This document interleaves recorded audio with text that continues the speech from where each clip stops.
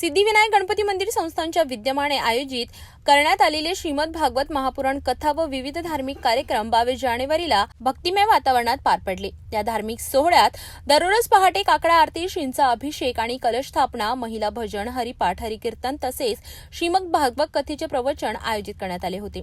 विशेष म्हणजे गजानन महाराज तारकर यांच्या मधुर वाणीतील प्रवचनाने भाविक मंत्रमुग्ध झाले होते। त्यांच्या ओघवत्या शैलीतून सांगितलेल्या भागवत कथेमुळे संपूर्ण परिसर भक्तिरसात न्हाऊन निघाला होता। कार्यक्रमाच्या अंतिम दिवशी सकाळी गोपालकाला कीर्तन पार पडले। यानंतर दुपारी महाप्रसादाचे आयोजन करण्यात आले होते। महाप्रसादाचा लाभ घेण्यासाठी भाविकांनी मोठ्या संख्येने उपस्थिती दर्शविली। या भक्तिमय सोहळ्याने परिसरात आध्यात्मिक वातावरण निर्माण झाले होते।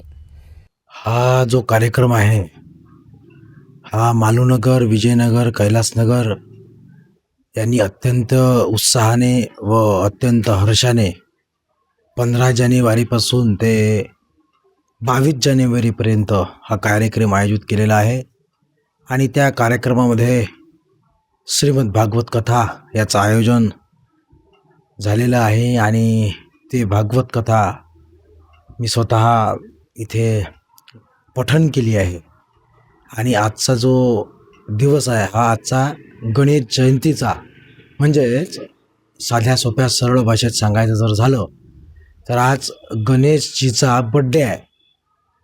आणि हा गणेशजीचा वाढदिवस बड्डे आपल्या मालूनगरमध्येच नाही तर संपूर्ण जगामध्ये हा साजरा होत आहे।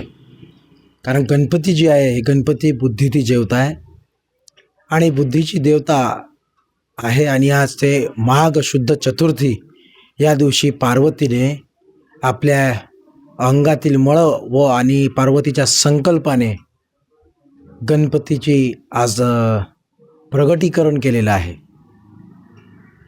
आणि हे प्रगटीकरण एक गणपतीची मूर्त, त्याला हत्तीची सोंड आहे म्हणून त्याला आपण कुतूहलाने बघतो, पण त्याच्या मागे खूप असं काही रहस्य आहे।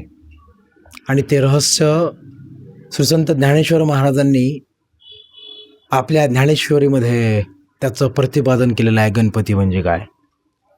गणपती ही बुद्धीची देवता आहे आणि प्रत्येकांना गणपती बुद्धी देव हीच अशी सदिच्छा गणपतीरायाच्या चरणी समर्पित करतो।